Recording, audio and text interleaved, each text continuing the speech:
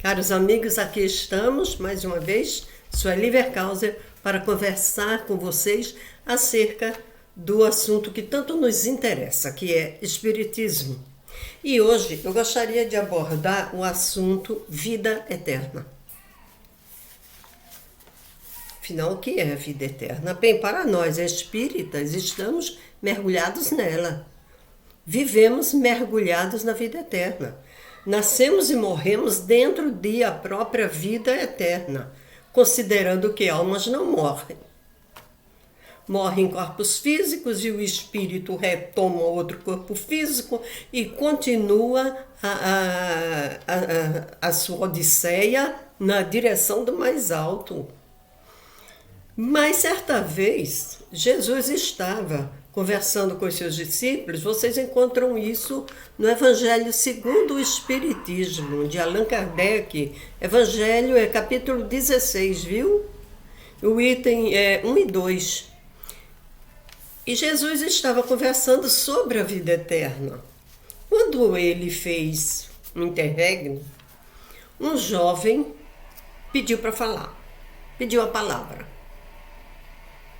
E diz assim a ele: o que eu preciso fazer, bom mestre? O que eu preciso fazer para ganhar a vida eterna?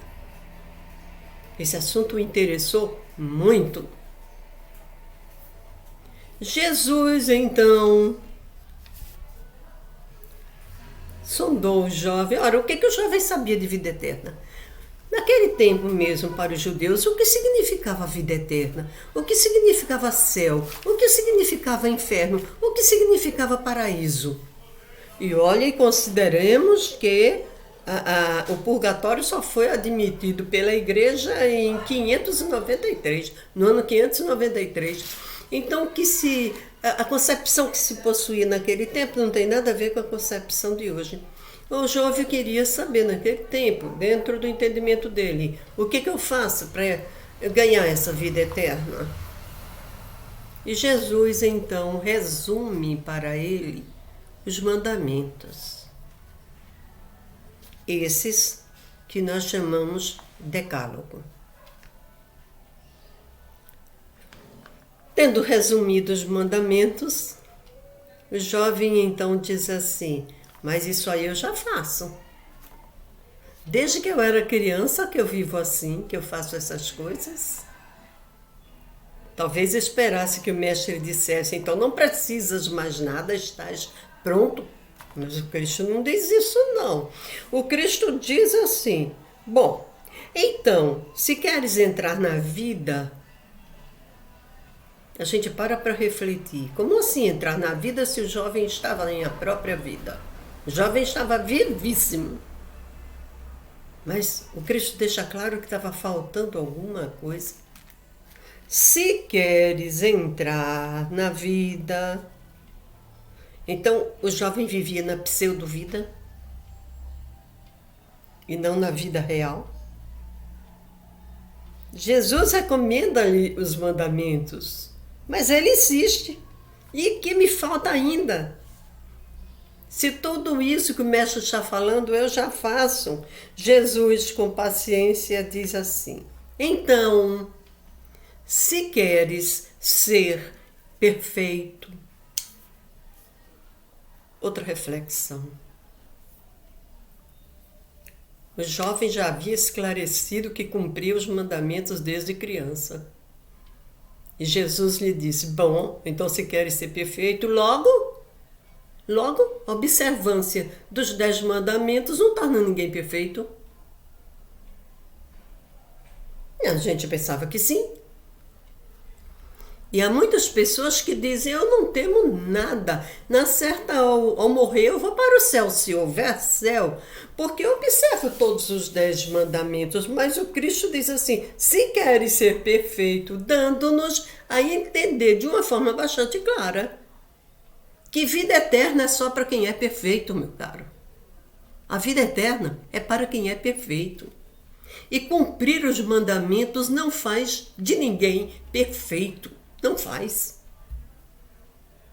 Há muita coisa. E o jovem ficou a pensar. Nem posso garantir a vida eterna pela observância dos mandamentos, nem posso garantir a perfeição. Olha, o decálogo é como uma cartilha, é uma cartilha da humanidade. Cartilhinha. Sabe quando a criança vai para a escola, não recebe um livro, não. Cartilha. As primeiras letras. Cabe-lhe dominar a cartilha, para depois passar para o primeiro livro. Parece-me que o decálogo representa a cartilha de uma humanidade. O mínimo que se pode fazer. O mínimo.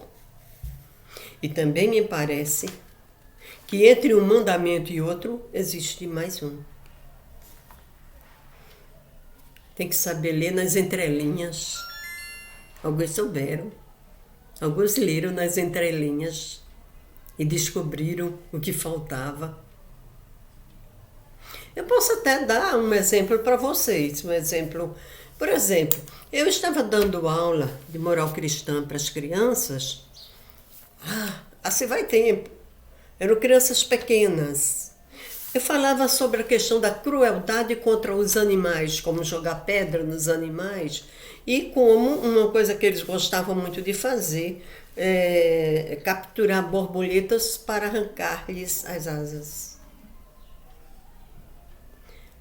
Eu falei da crueldade de tal coisa. E um dos alunos, porque em toda a turma de criança tem sempre o mais espertinho, que põe a perder todo o planejamento que você fez. Aí esse menino levantou a mão e disse assim: professora, eu acho que isso não é tão importante, não. Como não é importante? Aí ele me disse que se fosse importante, Deus teria colocado nos 10 mandamentos.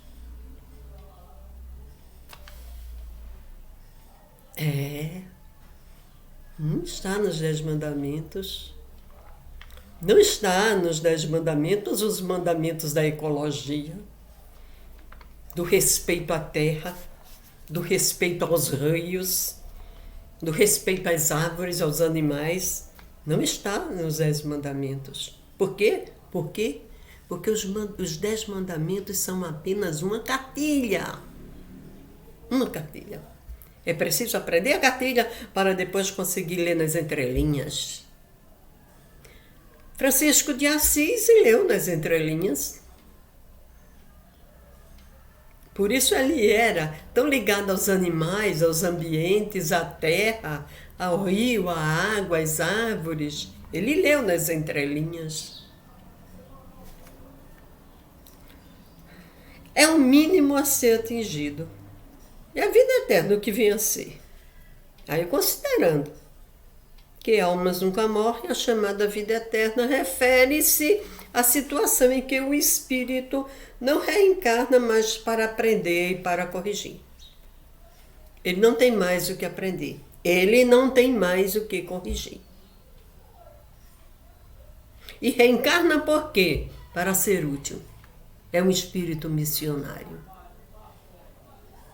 Não há problema nenhum em reencarnar. O problema está em precisar reencarnar. Então, os espíritos que já chegaram a uma situação de equilíbrio, a uma situação interessante, eles continuam se reencarnando, mas para prestar serviço à humanidade e auxiliar no progresso dessa própria humanidade. Ele não tem nada a resgatar, ele não deve nada a ninguém. Essa é a vida eterna. Pelo menos é a que nós entendemos como sendo vida eterna. Reencarna para desempenhar uma missão. Ora, enquanto Jesus sondava o moço, ele verificou a sua sinceridade. Então, o que lhe faltava?